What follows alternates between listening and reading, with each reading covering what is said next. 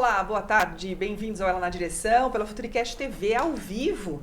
Hoje com uma temática divina e com duas mulheres empreendedoras, bonitas, elegantes e que trarão aqui um conteúdo espetacular para nós mulheres e também para os homens saberem como lidar com as mulheres. E os filhos também e todo esse lado humano que lateja em nós quando a gente passa um pouquinho da idade. Não jamais direi que eu passei da idade, mas quando chega um momento de se cuidar, como que a gente promove a parte cognitiva e a longevidade? Longevidade é uma palavra que tem sido muito falada e utilizada ultimamente, até porque o nosso tempo vai ser muito maior. E assim a gente espera que com saúde. E são como profissionais e com profissionais como as que estão aqui no Ela na Direção, que a gente aprende um pouquinho mais. Quero agradecer sua audiência, participação, para você que é membro do canal, para você que curte e compartilha. Continue fazendo isso para que a gente tenha um engajamento aqui na plataforma. Quero agradecer os nossos apoiadores, nossos patrocinadores, a Bronrese, a Mobenzani, minhas amigas Suzane e a Simone, também a Ouro Verde, Juliana e o meu amigo Luiz Henrique, a Supervisão, meu amigo Felipe, as meninas Juliana, o Léo, estivemos juntos aí no último congresso, fizemos uma baguncinha, não é? Tiramos fotos e aproveitamos muito. A todos vocês que nos apoiam para que esse programa seja sustentado, fique no ar, engaje, leve conhecimento e entrevistas sérias. Nosso muito obrigada. Essa é uma realização da Escola de Gestão Automotiva e da Futuricast TV. Eu vou ler para vocês quem está conosco hoje. O nosso assunto é do cognitivo à longevidade, conversa sobre futuro e envelhecimento. De um lado, nós temos a doutora Angélica Braga, educadora experiente, formada em pedagogia, especializada em psicopedagogia, neuropsicopedagogia e neurociência aplicada à educação. É professora e coordenadora universitária no curso de psicologia e é fundadora do espaço maravilhoso Metacognição, onde desenvolve práticas humanizadas e baseadas em evidências científicas. O seu objetivo é fazer com que as pessoas alcancem o seu máximo potencial e ela tem esse poder mesmo, viu? E ao lado dela, a belíssima e jovem, maravilhosa doutora Mariana Alves, médica geriatra, apaixonada por cuidar da vida em todas as fases. Pós-graduada em geriatria, com foco em longevidade saudável, ela acredita que envelhecer não precisa ser sinônimo de adoecer. Sua missão é mostrar que, com escolhas certas, é possível viver anos com saúde, autonomia e liberdade. Bem-vindas, queridas, ao nosso programa. Muito obrigada. Muito obrigada. Que honra ter você, Angélica, novamente aqui. Amém. Dividindo seu conteúdo, seu aprendizado, essa carreira linda que você formou. É uma honra receber você e o seu conteúdo, suas falas impactam o nosso coração e nos ensinam. Eu que agradeço essa oportunidade de estar ao lado de duas mulheres poderosas, inteligentíssimas, queridas. Obrigada. E a você, doutora Mariana, com esse sorriso lindo desde que eu te vi. Muito obrigada pela presença, por dispensar o seu tempo, a sua agenda, a vir aqui conceder o seu conteúdo e dividir conosco, o qual ficará eternizado aqui na nossa plataforma. Prazer, muito obrigada. Muito obrigada. Novamente agradeço você por essa participação e vamos dividir aqui em alguns módulos para que a gente siga a pauta da Adriana Carrara, nossa jornalista, que preparou com muito carinho. Um beijo para você que está nos assistindo. Vamos falar aqui sobre essa parte cognitiva e de longevidade. Eu vou explorar um pouquinho vocês duas hoje e vamos começar como conexão em sua trajetória pessoal. Angélica, você pegou todo esse seu conteúdo acadêmico, todo esse seu conhecimento de educadora e uniu isso à neurociência, né? Sim. E agora você une e faz uma mistura magnífica, porque eu pude conhecer o teu espaço, o Metacognição, parabéns, um lugar acolhedor, prazeroso, cheio de detalhes que você enxerga cuidado, amor e conhecimento. Convido você para conhecer, levar seus filhos e ali ter um cuidado definido e especial. Como que você juntou essa parte toda e essa escolha de trabalhar com a parte cognitiva? Vamos lá, boa tarde, obrigada pela audiência, obrigada a todos por esse momento tão especial, nessa troca, né, de saberes. Como a Silvana comentou, eu hoje atuo como neuropsicopedagoga e também dou aula de neurociência aplicada à educação e ao comportamento na graduação de psicologia. Então, todos os dias aprendo alguma coisa diferente. Só que quando a gente fala de cognição, logo no início a gente remete o quê? Estamos falando de aprendizado, estamos falando do desenvolvimento de um ciclo natural da infância, juventude, adolescência. Só que pouco se fala desse aprendizado na fase idosa, dos idosos, da longevidade. Então, esse é um tabu que a gente tem que ser desmistificado, ter que falar sempre, porque a gente se prepara para a alfabetização, se prepara para a adolescência, se prepara para a faculdade, o que seremos no futuro, e para a velhice. Nossa, eu já adorei, gente. Eu até sentei. Olha, Mari, eu fiquei animada agora, porque eu tô entrando na menopausa, eu já registrei isso em todos os 4 cantos. E aí agora a Angélica me fez até me arrumar na cadeira. Porque eu acho, bom, primeiro que eu te parabenizo, segundo peço perdão porque eu não tinha entendido que também a condução da rota estava indo para a parte cognitiva dos idosos. Sim. Então isso para mim é uma surpresa. Então, além da minha filha se consultar, eu também posso ir? Com certeza. Ai, que bom. Então, tem 2 médicas na minha frente, tá bom? O OMS divulgou recentemente que em 2050 teremos 80% da população idosa. Só que o questionamento é, que a doutora Mariana vai poder falar pra gente, será que nós estamos nos preparando em todos os âmbitos para chegar neste período? Alimentação, saúde mental, planejamento financeiro, todos os aspectos hormonais e físicos e tudo. Será que nós estamos nos planejando para isso? Ai, que Infelizmente não. Infelizmente não, mas temos esperança. Sim. Um trabalho precoce, com excelentes especialistas. A gente tem um futuro brilhante e a gente consegue chegar a este 2050 muito mais próspero, com uma saúde muito mais equilibrada, muito mais assistida por excelentes profissionais, porque a gente fala, hoje a gente tem o físico, mas a saúde mental é a base, né? Muito. E assim, vocês hoje trazem aqui para o nosso programa uma pauta muito saudável, enriquecedora e verdadeiramente uma pauta que liga o que você vai ser no futuro. A Angélica fala isso e me passa um filme na memória, não é? Porque eu não me preparei para isso. E nós não fomos ensinados, mas isso causa uma disrupção e você traz um conteúdo histórico em que a pessoa possa pensar, quem eu serei? Gostei da linha do raciocínio. Mariana, você menciona que sua paixão é cuidar da vida antes da doença. Eu achei isso fantástico. Qual foi o ponto da virada para você enxergar a geriatria como uma forma de cuidar dessa vida antes de uma fase que tem um pouquinho mais de dificuldade? Perfeito. Na minha formação, na verdade, toda vem da geriatria, né? Mas aí quanto mais idosos você atende, mais você percebe o quanto a saúde como um todo, a vida dele falhou, de uma certa forma, no passado, né? Então é aí que eu me apaixonei pela longevidade e por esse cuidado que vem antes da doença.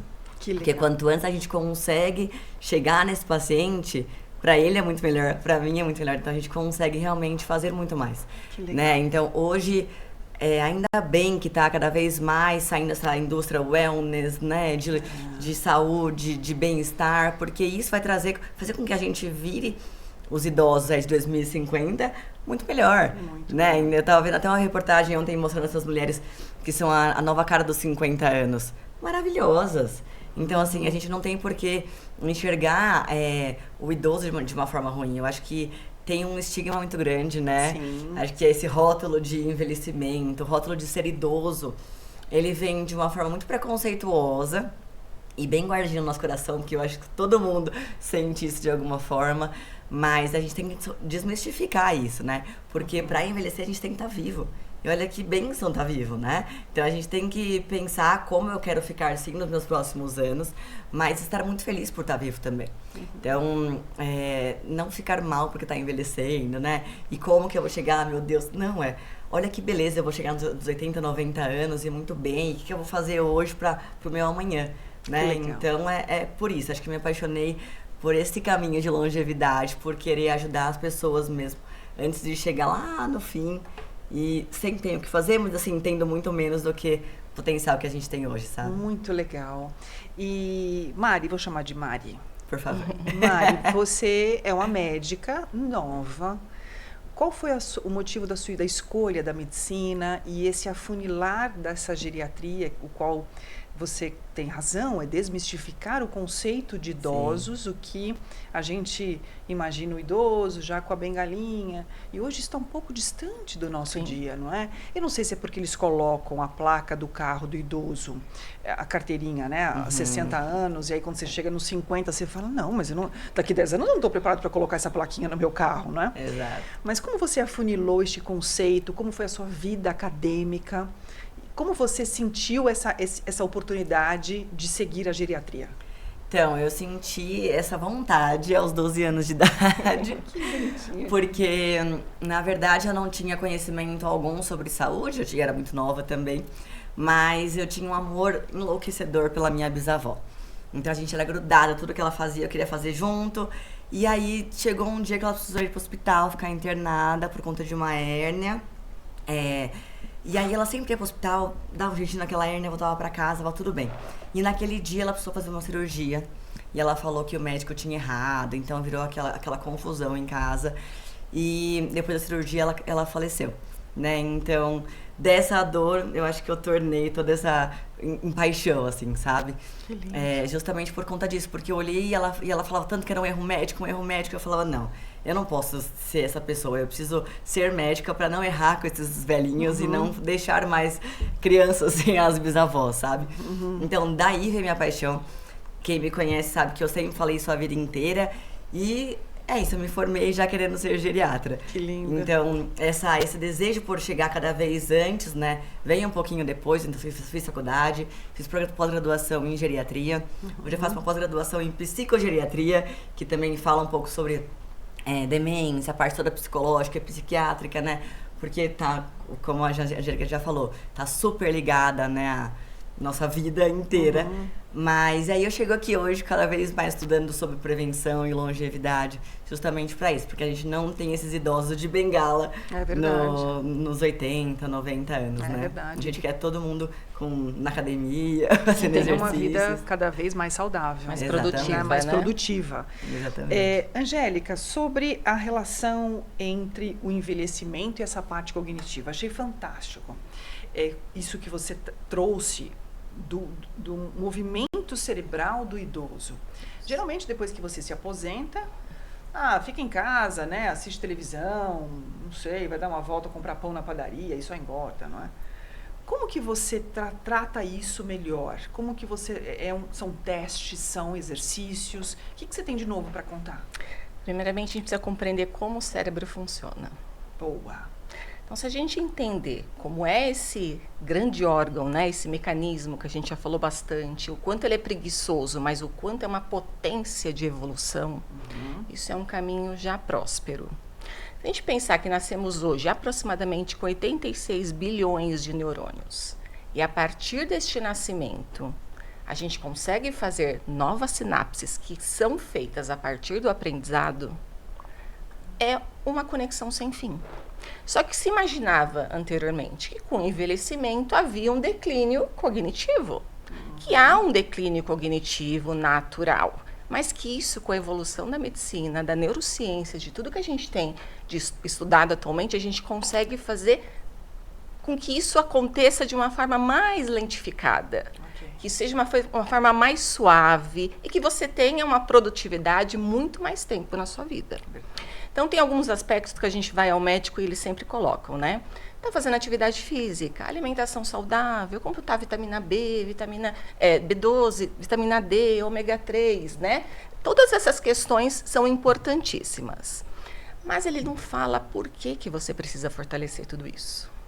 Por que você precisa ter estes hábitos saudáveis na sua vida? E aí que eu volto para os neurônios. Todos esses hábitos saudáveis fortalecem uma parte do neurônio que chama baía de mielina. E essa baía de mielina que fica no axônio, que fortalece, vamos entender na prática, como se fosse um fio encapado. Então, você não perde todos esses eletrodos, essa energia que é feita na conexão de um neurônio ao outro. Toda vez que você aprende algo e essa bainha de mielina está fortalecida, você consegue memorizar e consegue fazer novas conexões neurais de uma forma de longo prazo. Ok, memoriza aqui. Memoriza, isso fortalece e você tem o quê? A neuroplasticidade, que é a expansão, o acréscimo do aprendizado. Então, isso a gente não tem um marco. A partir de tal idade você não pode mais aprender. A partir de tal idade você não tem condições mais de fazer conexões, de raciocínio. Não, muito pelo contrário. Mas isso precisa ser estimulado precocemente. Verdade. E por toda uma vida. É claro, se a gente está falando hoje que não é uma realidade do Brasil, né, do mundo, das pessoas se prepararem, temos salvação? Sim, sim, ainda temos esperança. Que é o que a doutora Mariana pode falar para a gente. Tá. Quais são os caminhos ideais que hoje a medicina consegue nos auxiliar para essa conexão. Então, a gente fala bastante de aprendizagem. Muito Que isso legal. é possível eternamente. Porque na minha interpretação leiga de medicina, porque quem me conhece sabe que eu não sei falar uma palavra, eu sou muito bem de comunicação, doutora Mariana, mas na hora que manda eu ler aquele exame, eu não sei, né? Eu falo, eu não sei. Então, mas na minha forma leiga de compreensão médica, parece que foi matando o idoso nas últimas gerações intensas da humanidade para um desprezo do aprendizado. E como se tudo aquilo que foi absorvido com o tempo, pega aquela HD e aposenta ela e enche de teias de aranha no fundo de um porão. Mas, meu Deus, o que eu faço com tudo isso agora? Né? A solução para isso, a medicina tem trazido soluções clínicas para isso? A academia tem ensinado cientificamente? Olha, primeiro que é realmente isso. Acho que quando a gente tira um pouco esse idoso desse lugar, né, de aposentado no geral, em que a gente vai aposentar o cérebro, o corpo, em tudo aos 60 anos. Que isso, gente? 60 anos é quase uma meia idade. Né? Então, assim, a gente tem muito que trabalhar na nossa cabeça e no mundo inteiro. Mas, de qualquer forma, a gente tem essa cognição sendo aflorada mesmo em pacientes com Alzheimer, né? Então, sim. A gente não para de criar todas essas cadeias e fazer esse ciclo de aprendizado com um adulto a vida inteira. Então, a gente começa, né, desde pequeno, nessa fase de aprendizado, e mesmo com um paciente que já está com uma doença neurodegenerativa, né, que tem, que a gente já sabe, tem esquecimento, problema de cognição, de memória ali, ele pode ainda assim se beneficiar do trabalho, por exemplo, da Angélica, né? Então, a gente vai aprender a vida inteira. E um dos 14 fatores de risco que a gente tem ali modificáveis para a demência, um deles é a escolaridade. Sim. Então, a gente, desde pequenininho ali, trabalhar isso, né? Então, hoje a ciência ela vem estudando cada vez mais como a gente pode tirar esse idoso, né, de um risco de demência, coisas assim. Mas, gente, são 60% de prevenção. Então, olha o que a gente, sem a ciência, olha o que a gente pode fazer no dia a dia. Né? E uma das formas realmente é o aprendizado, que a gente não pode deixar nunca. Então, é que a gente sempre fala de leituras, né, palavras cruzadas, jogos, tudo isso, deixar a pessoa em movimento. Então, né, pensando só na cognição, né, Angélica? Mas, assim, tudo que a gente pode fazer é que estimula o cérebro. Então, pensa num cérebro que tem que estar ativo o tempo inteiro. Sim. Deixa escovar o dente com a mão esquerda, se não for a sua mão dominante. Isso já é um estímulo para ele. Até ler um livro à noite, né? Praticar mesmo, porque a gente tem que estimular o tempo todo. E não utilizar só, doutora, me corrija se eu estiver errada, não usar somente o corpo, o físico, para lavar uma roupa, para ir ao supermercado, mas sim usar o cérebro. Exato. Fazer com que ele raciocine. Né? E existem academias para isso, de estudo. Existe, parece que uma escola ou uma linha destinada a aprendizado de idoso ou reaprendizado. Existe uma linha reabilitação cognitiva. Reabilitação cognitiva, gostei. Tem estimulação cognitiva, que são algo bem semelhantes. Estimular é o precoce, que é para a vida. Reabilitar é algo que talvez você já perdeu, mas que a gente tem esperança de conquistar algo. Os neurônios que foram perdidos, paciência, mas novos podem ser conectados, novos podem ser construídos, novas conexões podem ser feitas. Então, a gente tem hoje no mercado várias escolas destinadas a isso, vários especialistas trabalhando sobre isso, com um olhar muito mais no futuro. Inclusive, atualmente saiu até uma pesquisa da neurociência dizendo que agora o adolescente vai até os 32 anos fase adulta até os 63 e só depois disso que a gente entra na parte do idoso. Uau! Então, a gente já tem uma propensão de uma longevidade muito maior do que a gente tinha no passado. Só que a gente precisa acompanhar esta evolução. E acreditar que todo esse estímulo pode ser feito desde atividades simples em casa, como a doutora Mariana falou, escovar os dentes com a mão esquerda, oposta daquilo que você é sua especialidade, atividades de raciocínio lógico, memorização. Então, vai ao supermercado, tenta memorizar a lista dos produtos que você quer comprar, tenta fazer atividades simples do dia a dia. Você não precisa criar grandes instrumentos para isso. Do dia a dia. O que acontece é que a gente aposenta e fala o quê? Agora eu vou descansar, não quero fazer mais nada. É um desperdício. Muito, né? É um desperdício. Tem aplicativos também hoje, né, que fazem bastante isso. Então, aplicativos de conhecer línguas novas. Então, por que não praticar ou aprender uma língua nova, né? Então, tô aposentado. Olha que momento bom da gente iniciar uma nova língua, então, que eu não sei falar, né? Sim. De aprendizado. E tem muito aplicativo hoje de jogos mesmo, Sudoku, tem jogos de lógica, que a gente vai pelo celular. Tá do nosso lado o tempo todo. Então, e é isso que eu ia tocar com você, doutora Mariana, e o acréscimo aqui da Angélica neste contexto. A tecnologia, ela traz uma disrupção no mundo profunda e a gente vive uma globalização intensa tecnológica, um avanço agora então com a IA chegando de forma intensa. E nós que viemos de uma outra geração, um pouco mais analógico, eu vim de uma geração 100% analógica e fiz essa mudança para o digital, traz um pouco de conforto o digital. Traz um pouco de, né, eu posso ficar aqui no sofá deitada e na palma da minha mão eu conecto com absolutamente tudo. Essa tendência também da tecnologia, mas não a adequação do varejo, da indústria e das empresas para trazer essa longevidade cognitiva, é um choque, né? Porque enquanto nós estamos colocando para fora, ainda na nossa metodologia acadêmica, os adolescentes com 18, 17 anos para irem para a faculdade, uma indústria pode ser movimentada para deixá-los até 25 e depois ainda um pouco mais, né? E a tecnologia avançando. Essa disputa é uma linha tênue onde a medicina geriatra entra aqui e Acho trabalha? que sim. Até porque é bem complicado do idoso conseguir acompanhar esse caminho, né? Então, vocês são mulheres mais jovens, mas não é todo mundo que a gente vê a partir dos 80, 90 anos que tem domínio do celular, né? Porque para eles, de novo, o que a Angélica falou, é só um pouco mais difícil, mas todo mundo consegue ainda fazer, porque a gente tem essa capacidade ainda. Mas eu vejo assim, sendo usada de duas formas. Uma muito benéfica, no sentido do idoso estar em contato com a família o tempo todo, às vezes ele mora sozinho, então ter a disponibilidade do celular, estar em contato com o neto, sabe onde, né? A minha avó me vê pelo Instagram, ela me liga, ai, tá onde? Não sei o que, tô te vendo aqui.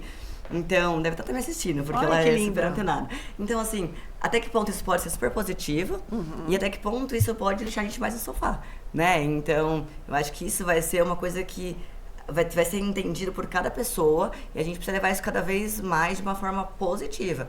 Porque o celular é como a televisão, né? A gente fica ali de uma forma passiva, sem estímulo nenhum, só recebendo informações. Então, nesse momento, a gente não tá fazendo nada com o nosso cérebro, né? Não tá pensando, não tá fazendo mais nada com ele.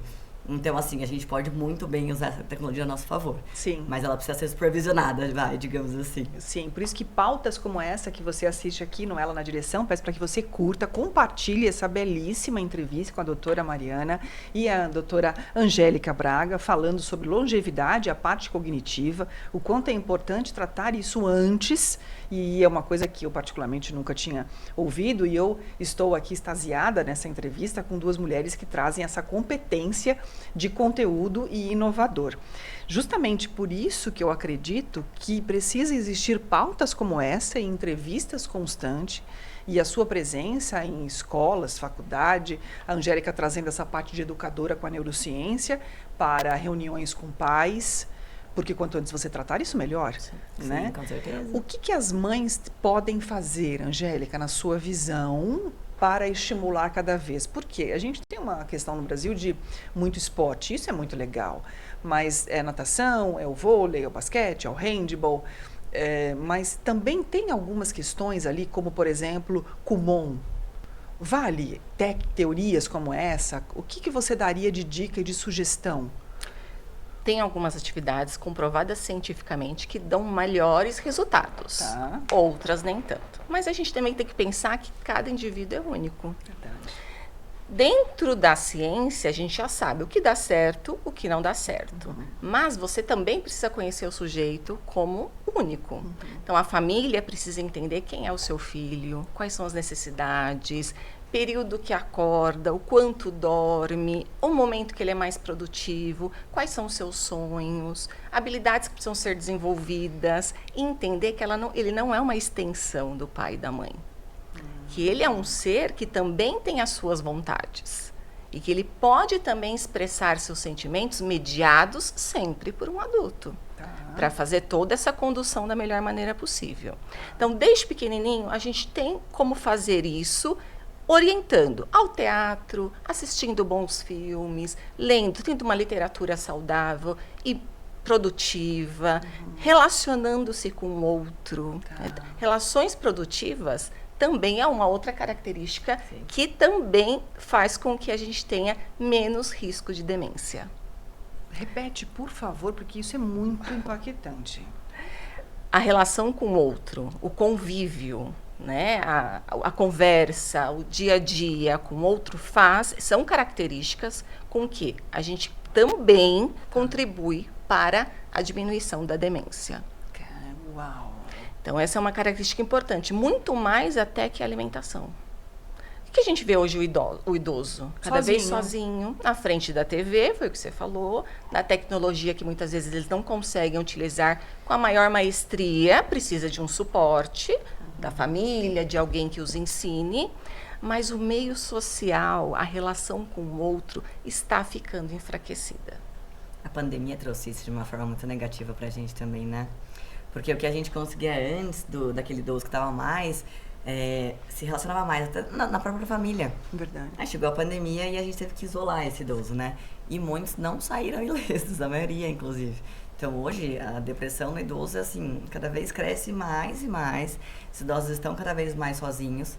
Tem o contexto que você já vai começar a perder familiares, perder amigos, né? Porque a gente está chegando numa idade que as pessoas vão falecendo.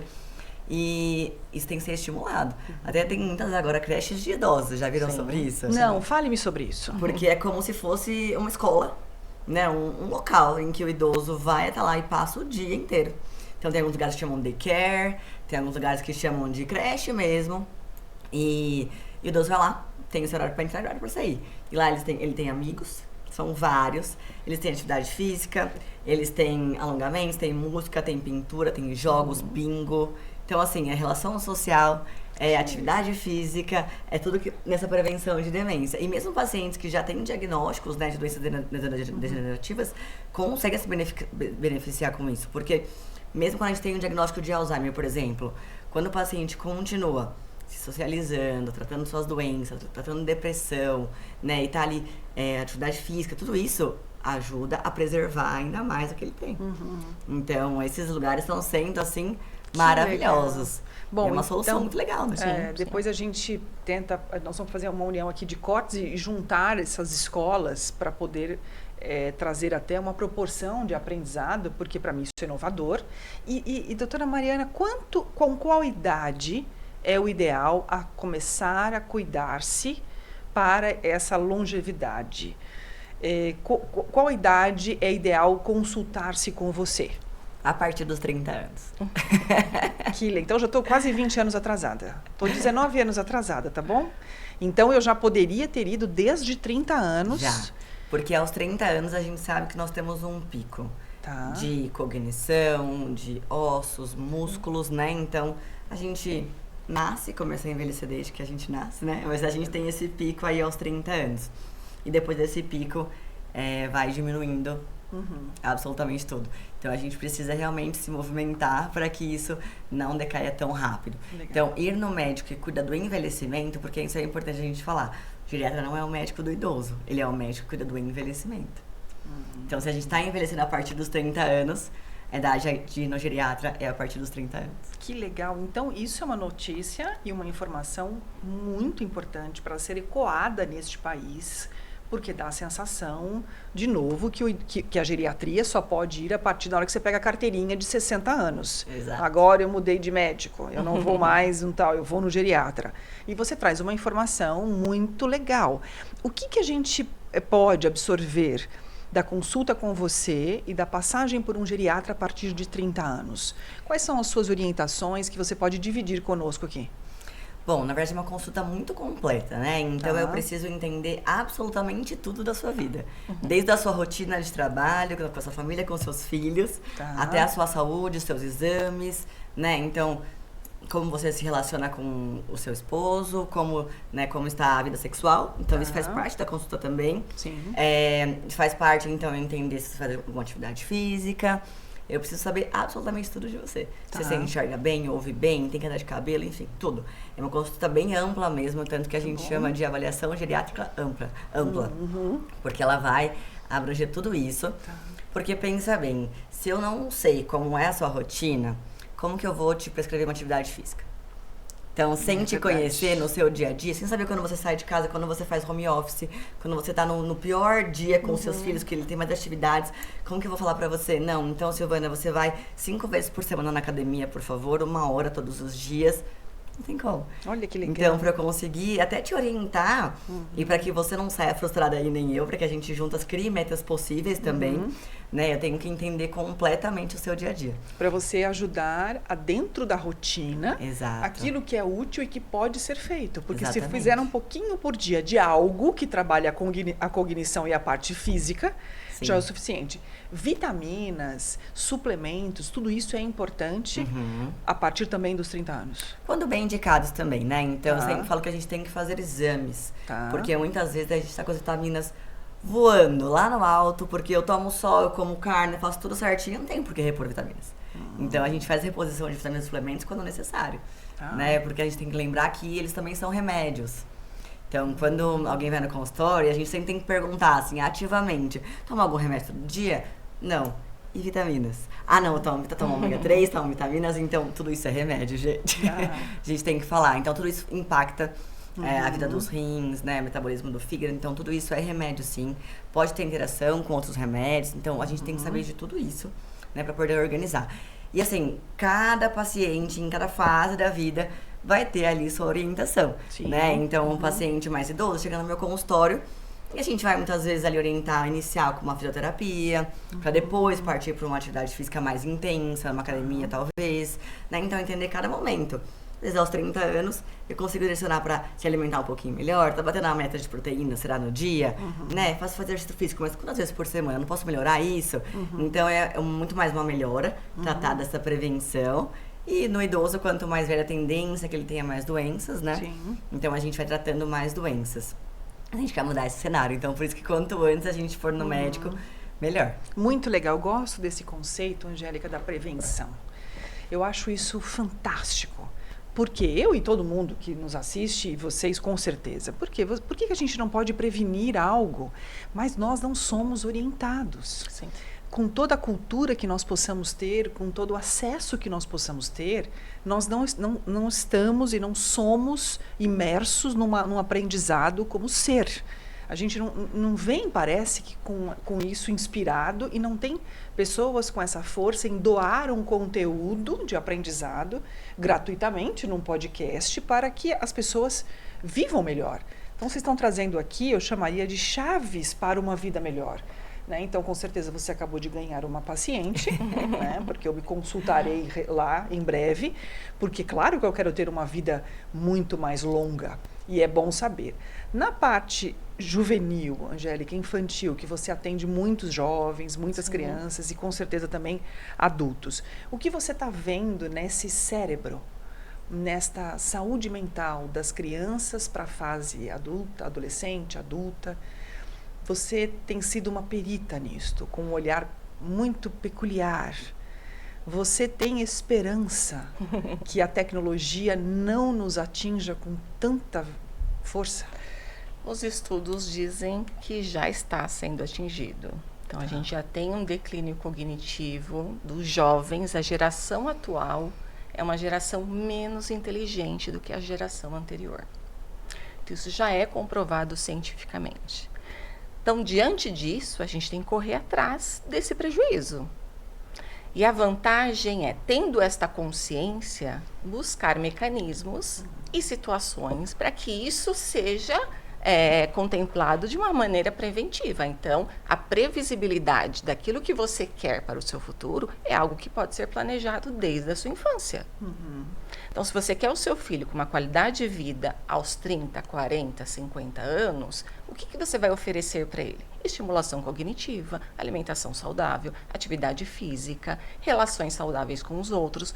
Tudo que você sabe que é importante, que todos sabem. Sim, né? Na verdade, é isso. Sim. Todos nós sabemos o que a gente precisa fazer. É verdade. Né? Ninguém é tão leigo assim que não sabe que se alimentar bem é importante. Não é sobre isso.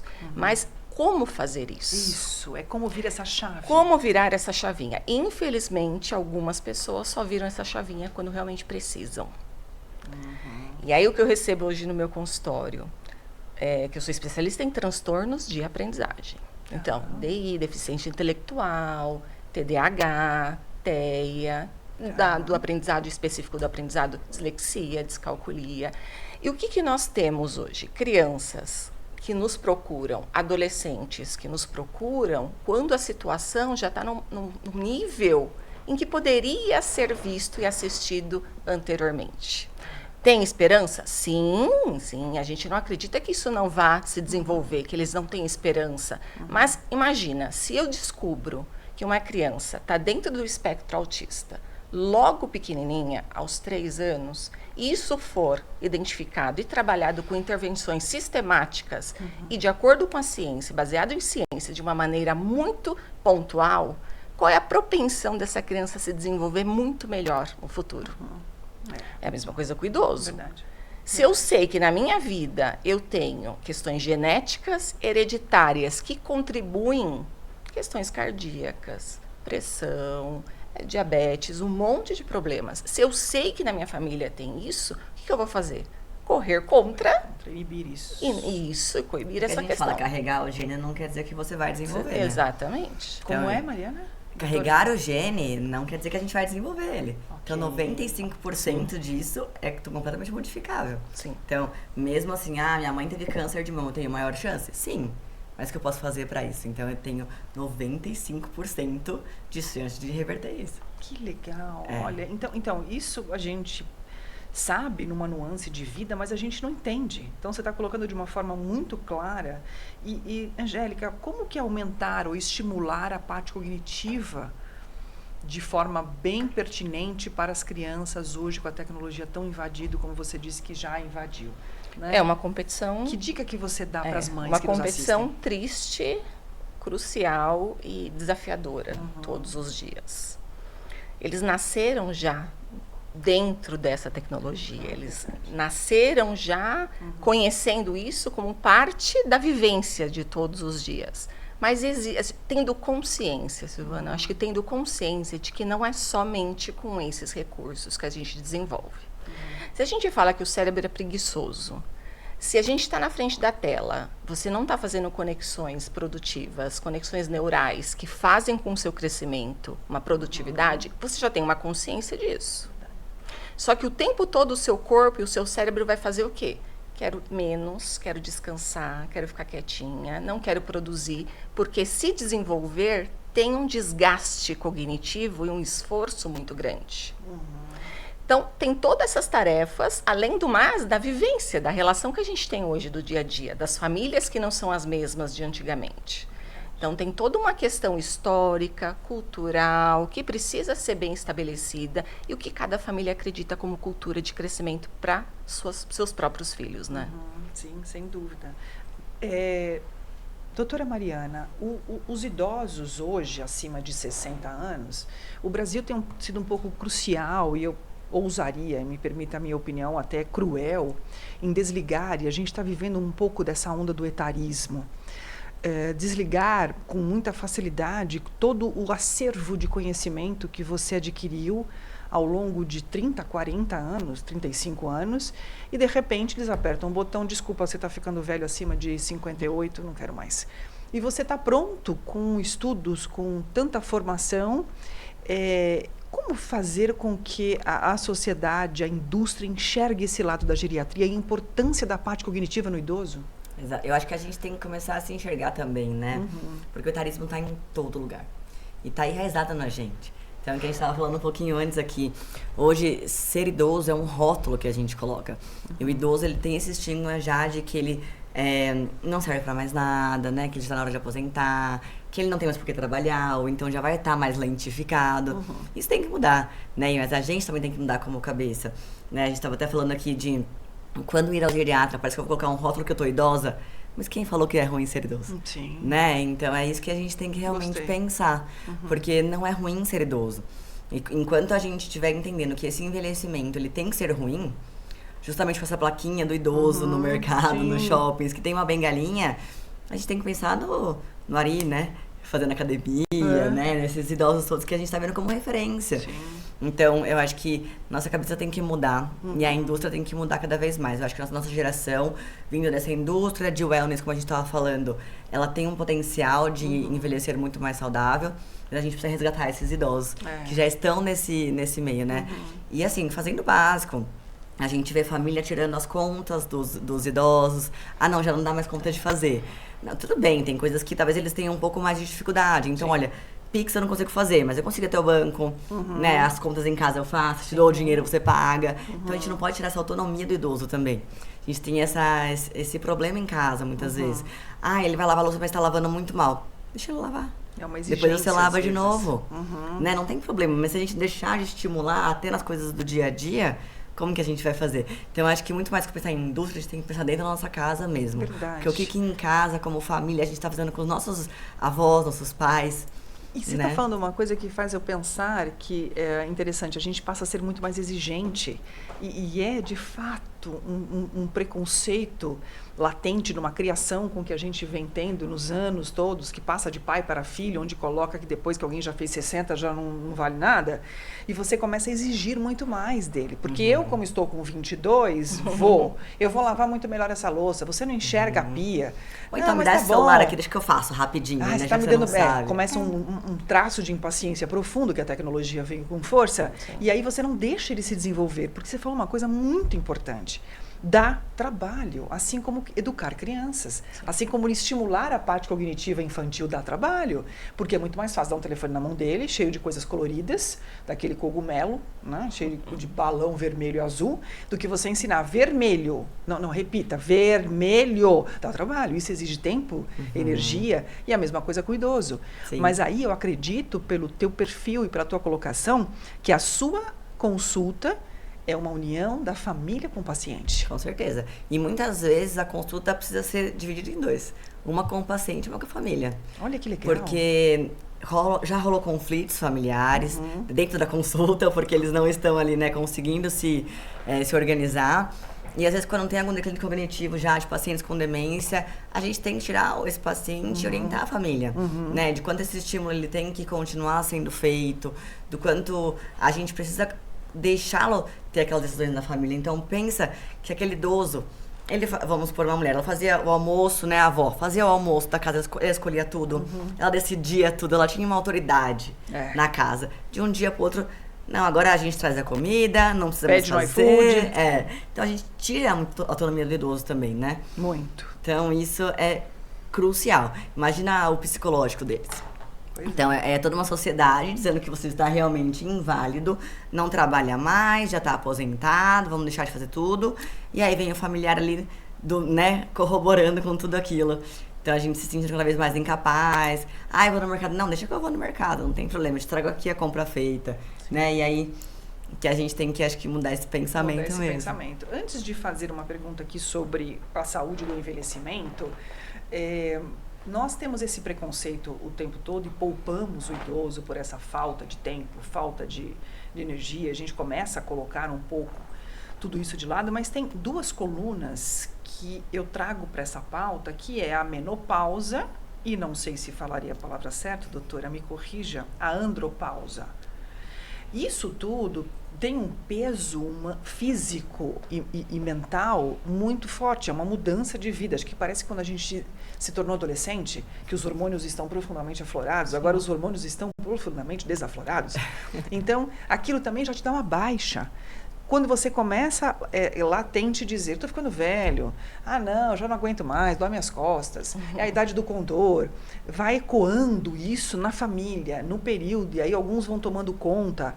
Essas duas colunas, elas têm sentido nessa virada de chave ali ao pós 50? Com certeza. Por isso que a gente fala, né, que além de todo o envelhecimento, toda a parte hormonal, a gente também precisa que esse idoso, esse adulto, né, ele se cuide para que a gente chegue bem na terceira idade, né?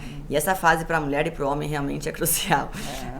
Quando o estrógeno e a progesterona, que caem na menopausa, eles realmente são fundamentais para nosso desenvolvimento. Então, para o osso da mulher, por isso que a mulher tem mais risco de osteoporose pós-menopausa, né? Então, queda de musculatura. Então, a gente passa a perder 10% da massa muscular a cada década, até os 40 anos. E aí, depois da menopausa, 15, 20% a cada década. Por isso que dói o corpo? Também. Ai, que dor no corpo, Angélica. A gente tem uma pergunta aqui, ó. Obrigada pela sua audiência, participação, curta, compartilhe. Tem uma pergunta aqui que diz assim, ó. Quando tiramos a autonomia do idoso, diminui a vontade de vida dele? Sim. Se sente inútil? Sim.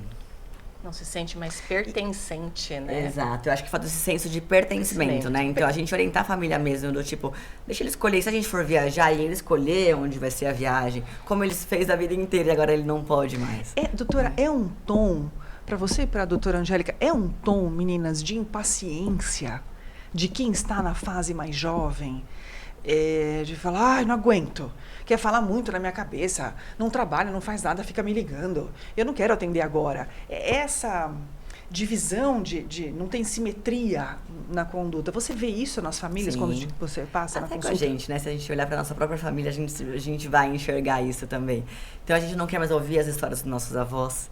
Eles querem contar como foi a semana, como ele tinha 4 anos, porque ele lembra ainda, e a gente não quer mais ouvir. A gente tá sem paciência nesse mundo hoje, que tudo é muito rápido, muito volátil. Então, sentar com o idoso numa roda de conversa, numa mesa, não dá mais tempo, né? Então, a gente tá trazendo isso pra nossa casa também. É verdade. Isso traz uma... É triste, é muito pesado. Nós nos preparamos para a longevidade? Isso.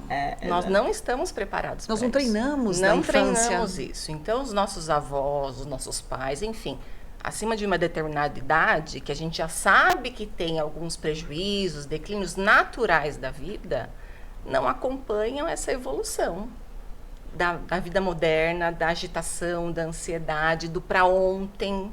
A gente precisa também fazer uma reeducação, uma psicoeducação de como lidar com essa nova geração. Da mesma maneira que a gente tem que aprender a lidar com a nova criança, com um novo adolescente, com um novo jovem, a gente também tem que aprender a lidar com um novo idoso. É verdade. Que é extremamente produtivo, que pode ser extremamente produtivo, que pode ser estimulado, que tem todo um percurso ainda para desvendar da sua vida e que não é o fim, sim, né? Sim, não exatamente. É o fim, é o início de muitos aprendizados.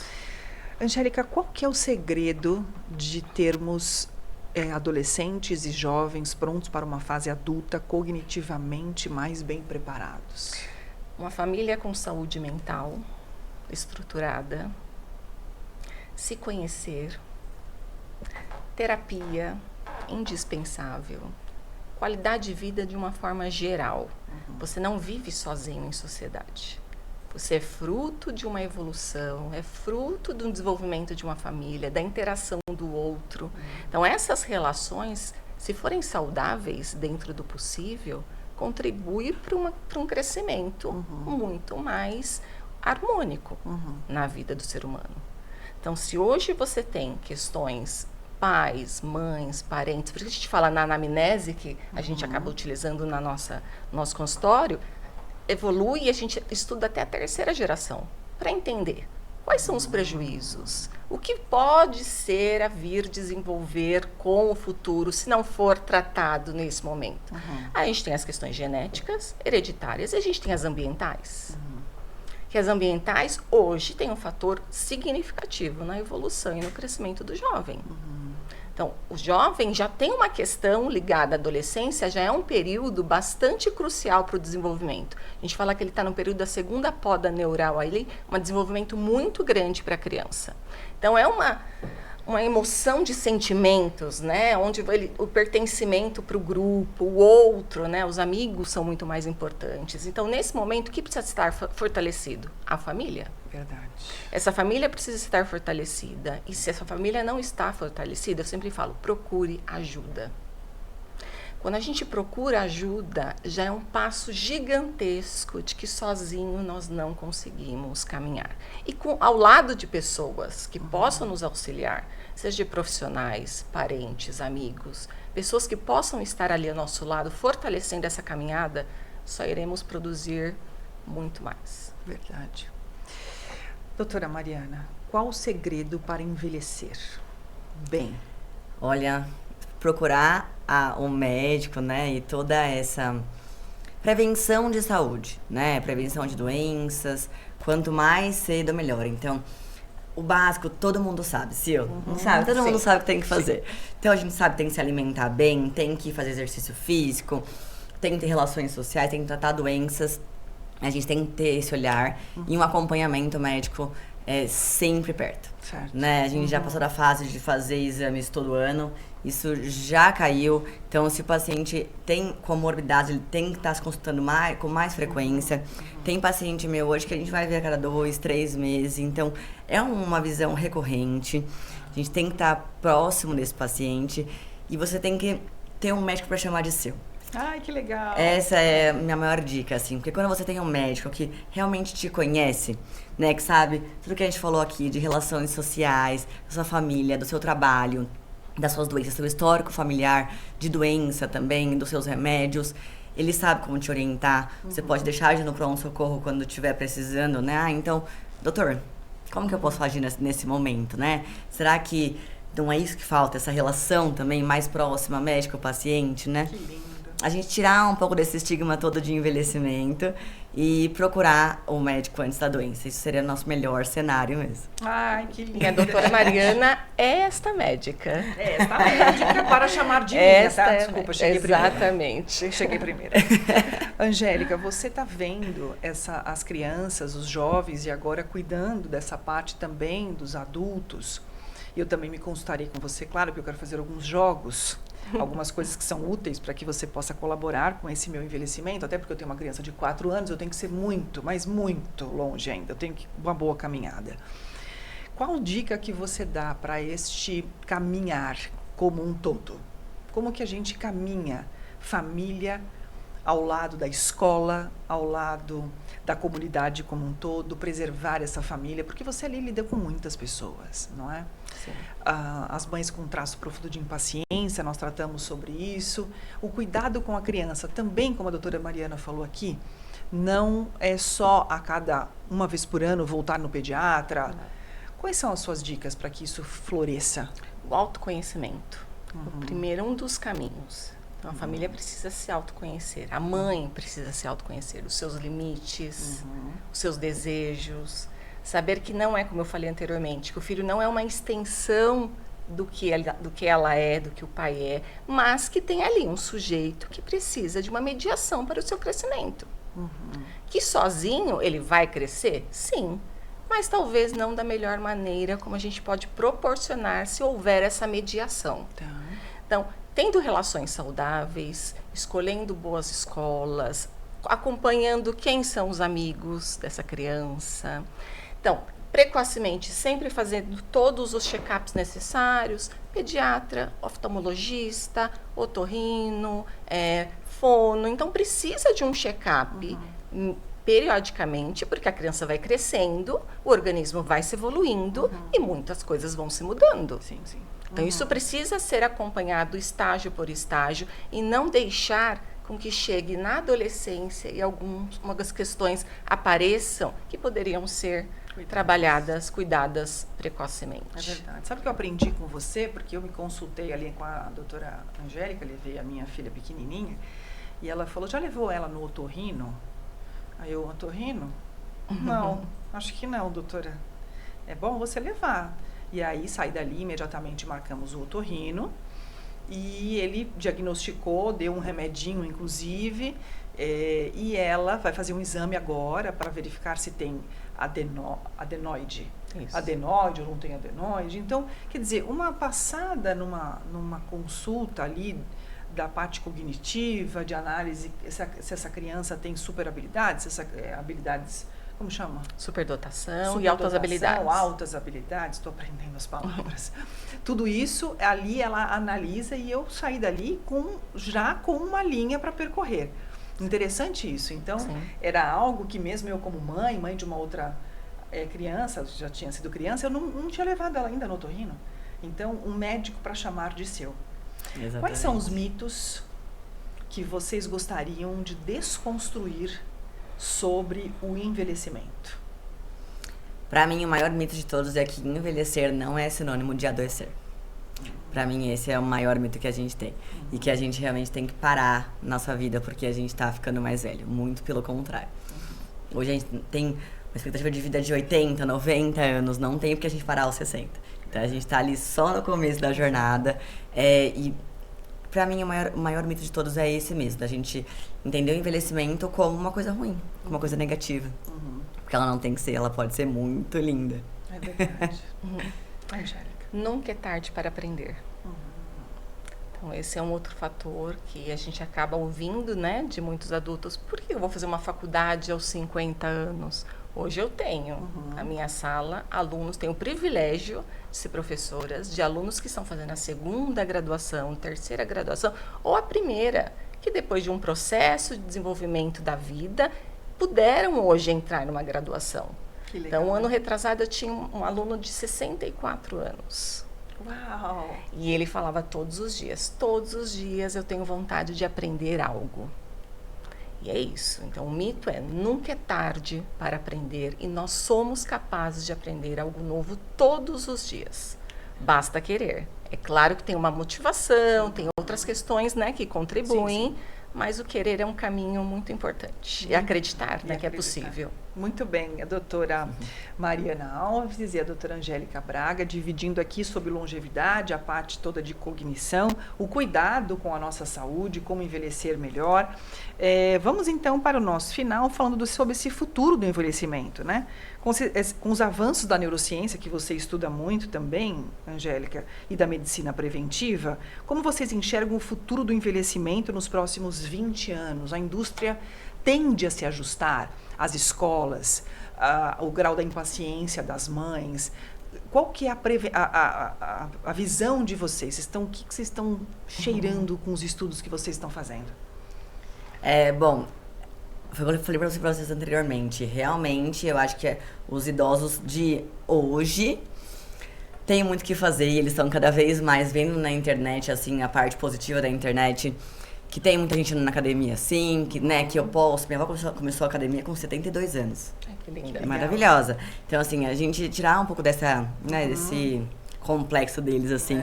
Mas os idosos daqui 30 anos, com certeza, vão ser muito diferentes. Olha pra vocês ali, é maravilhosa, os 40 anos. E depois, quando chegar como nos 80, vocês estão se cuidando muito mais hoje. A gente sabe que os idosos de 2050 chegarão muito mais saudáveis. Mas a gente também tem que olhar para os de hoje, né? E como que a gente pode ajudá-los também. Verdade. Muito bom. Mudanças simples, né? Do dia a dia. O olhar para o seu pai, o olhar para o seu avô, o olhar para esse idoso que está aposentado, mas que é produtivo ainda, que ele é capaz. Então, mudar algumas rotas. Deixou aquela função que há anos ele fazia. Então, ele não vai poder fazer nada? Não. Vamos trocar. Uma outra atividade que estimule, um hobby que ele tinha na infância que não conseguiu conquistar. Então, tudo isso é um despertar para uma nova vida, né? Para um novo período de evolução. Então, tudo tem uma esperança, tem um caminho. Que legal. E, claro, buscando especialistas, né? Que a gente sempre não acredita do trabalho individual, por isso com da certeza. nossa parceria aqui, porque a aprendizagem faz todo esse processo. Então, a gente tem outros especialistas, desde neurologistas, psiquiatras, então a gente tem uma união, cada um dentro da sua expertise, mas juntos contribuindo para a evolução desse ser humano. Uau! Perfeito. Essa entrevista foi sensacional e assim, eu saio daqui com um aprendizado muito forte que vocês dividiram e muito pensativa. Porque surge aí para 2026 a nova NR1, que vai cuidar muito da saúde mental das empresas e a função de vocês, preparem-se, tende a serem mais procuradas. Por quê? Porque realmente a saúde mental das pessoas que trabalham é como se o mercado de trabalho esmagasse o ser humano atrás de metas o tempo todo, cumprimento de reuniões, de horários, e do tem que fazer, tem que entregar, tem que fazer, tem que entregar, uma saúde mental profundamente abalada e o cuidado com a nossa vida para o futuro ficando para depois. Né? Depois eu faço exame de sangue. Se não faz nem agora, com 25, 32 anos, com tanta demanda empresarial, como chegar lá no futuro? Né? Então, Exatamente. eu acho que isso é um traço muito importante. Né? Você vai ter muito mais clientes, com certeza. Não é? Espero cada vez mais novos também. Deixa eu ver se a gente tem mais alguma mensagem aqui. Nós já estamos com 1 hora de entrevista, passa muito rápido. Vou pedir, por sinal, para que vocês voltem. Sim. Eu tenho aqui um conteúdo com a Angélica, já está na nossa plataforma. Está maravilhoso. Não temos mais nenhuma pergunta aqui. Quero que vocês voltem, né? E acho que é legal nós fazermos um movimento com isso. Né? Um movimento saudável que una famílias.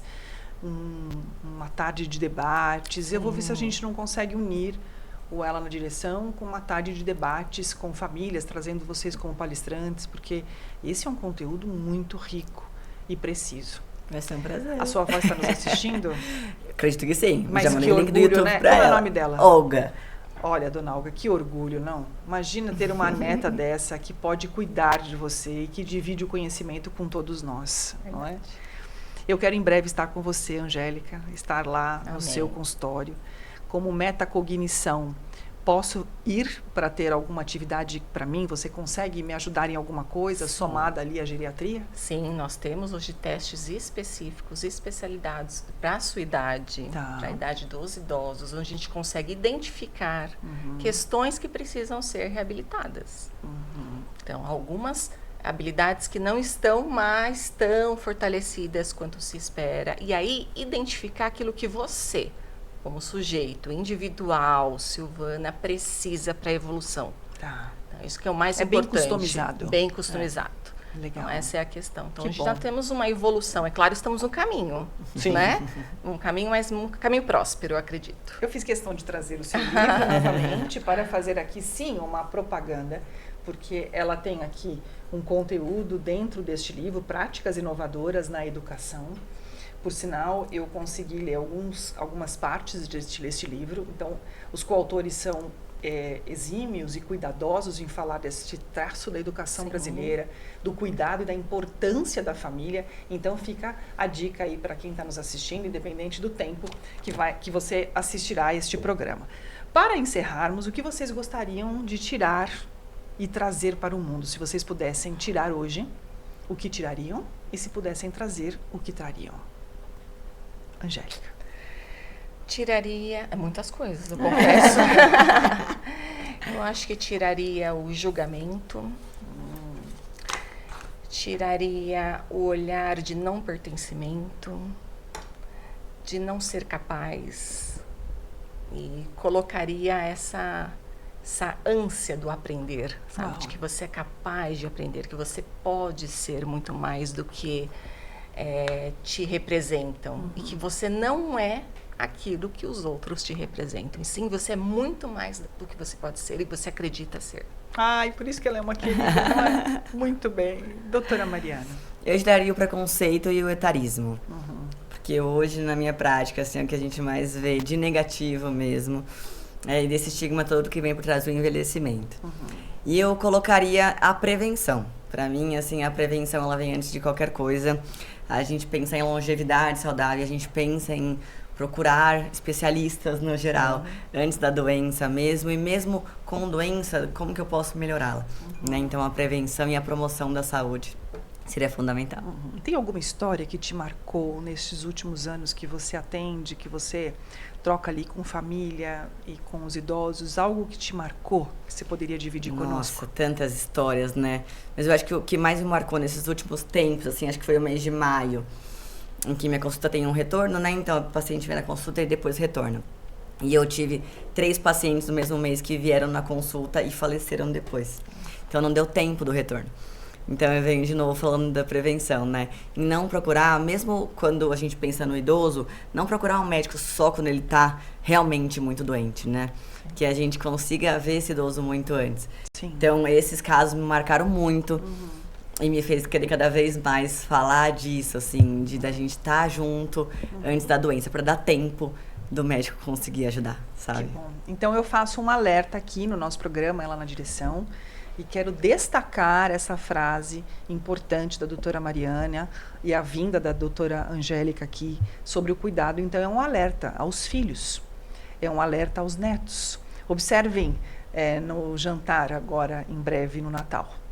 Observem sua família de perto, assistam essa entrevista, compartilhem e enxerguem com olhos de ver, enxergando o que precisam. Você já passou num geriatra? E me lembra muito o histórico do psiquiatra, quando o psiquiatra na década de 80 e 90 era coisa de louco. Você vai no psiquiatra, você está ficando louco, você vai ser internado. Então, isso tem que ser desconstruído. Olha o quanto a psiquiatria evoluiu, e o quanto ela ajudou a sociedade. Sim. E o quanto ela traz de benefícios, porque o remédio não te aprisiona, ele te liberta. Isso. Então, tudo tem um tempo de você tomar para que aquela passada aconteça. É a mesma coisa que a geriatria. Exato, a gente sempre ouve, não tô velho o suficiente para ir no geriatra. Nossa, mas você já vai no geriatra com essa idade. Então, não pensar nisso, né? O geriatra é o médico do envelhecimento, de novo. Eu vou fazer uma camiseta. Vou fazer uma camiseta escrito: eu vou ao geriatra. Eu já vou ao geriatra. E vou em todos os lugares com ela. Combinado. E vou fazer um relato para você. Tá. Meninas, muito obrigada pela presença, pela participação. Quero que vocês coloquem a mão aqui. A Angélica já participou dessa dinâmica. E tirem uma atividade. Que para você, um papelzinho, desculpe, me conta qual é a história que vem em sua cabeça quando você lê. Oh, meu Deus, não pode chorar, né? Uma saudade. A minha bisavó, que foi quem me trouxe até aqui. O que mais de importante ela te ensinou? Ah, tudo. Eu amava quando eu sentava pertinho dela e ficava ouvindo as histórias que ela tinha pra me contar. Esse relacionamento, que não tinha celular na época, a gente tinha 12 anos. Então, era uma coisa muito mais amorosa, muito mais próxima, né? De realmente sentar, ver, ouvir, né? E observar. Então, eu sinto muita saudade dessas histórias todas que ela me contava. Que bom. Eu sinto que você arrasta ela. Sim, na fisionomia, meu coraçãozinho. em cada pessoa que você atende. É um ato de recuperar ela. Muito obrigada. Que bom. Angélica, vamos colocar a mão aqui. Tire uma história para mim que você se recorde. Você já trouxe uma em outra oportunidade. Que foi a saudade, inclusive. Uma alegria. Uma alegria é poder acordar todos os dias e contribuir um pouquinho com a evolução do ser humano. Das pessoas que estão ao meu lado, dos meus filhos, da minha família. Um pouquinho do conhecimento que eu tenho, que eu venho conquistado, pesquisado. Então, é a contribuição, essa parceria com o desenvolvimento do ser humano do outro. Que bom ter uma Angélica perto, gente. E a Angélica é daquelas que você conhece e não quer soltar, não é? Eu disse aqui antes da entrevista que eu quero levar ela por muito tempo. Meninas, muito obrigada pela participação, pelo carinho. Eu quero encerrar com vocês para que você deixe seus contatos. Para que queira te procurar como doutora Mariana, que deve ser o orgulho da sua casa. Que Deus te abençoe, prospere seu trabalho, suas mãos, que tudo que passar por você possa ser muito bem sucedido e encontrar solução, vida longa, né? Que esse dom que Deus te deu no coração e esse sorriso enorme nesse seu rosto seja muito importante para quem passar por você. E você também, Angélica. Obrigada, eu tive a honra de estar com você no Metacognição, um espaço cuidado. Você é uma mulher inteligente, dá orgulho de falar com você, de inspiração. Muito obrigada por aceitar vir de novo aqui. Nós que agradecemos e agradeço a Mariana, claro, né, minha parceira, esse convite, esse momento tão especial. para todos nós. Sim, foi Que maravilhoso. bom. Muito obrigada. Então, quero que você olhe para a câmera, por favor, deixe seus contatos. Gente, pra me encontrar no Instagram, doutora Mariana O. Alves. E aí por lá tem link de site, agendamento, e eu espero vocês. Tem bastante conteúdo muito bom por lá. De prevenção, de envelhecimento, menopausa, tudo isso. Muito bom. Doutora Mariana já deu então o seu recado. Doutora Angélica. Espaço Metacognição ou Angélica Braga, e também não posso esquecer dos meus alunos, Faculdade de Campos Sales, curso de Psicologia, que hoje é a base, é o futuro da nossa geração. Muito bom. Muito bem, meninas, muito obrigada. Quero encerrar com você aqui, que acompanha ela na direção, que nos ajuda a impulsionar, a engajar este programa com uma entrevista tão rica e com conteúdo sobre longevidade. Toda a parte de cognição e a importância da prevenção. Essa é uma entrevista que tem que ser compartilhada, tem que ser colocada no status, tem que ser divulgada muitas e muitas vezes. Sairão cortes dessa entrevista que impactarão esta nação e ajudarão pessoas a viverem melhor. Aqui, quem é do Ela na Direção, vou pedir um carinho especial. Quando vocês procurarem as doutoras, elas vão dar um abraço especial em vocês, tá bom? Muito obrigada, obrigada meninas pela oportunidade, pelo carinho. Obrigada. E a você que nos acompanha, muito obrigado. Quinta-feira temos mais um programa ao vivo. Eu aguardo você no próximo Ela na Direção. Até lá.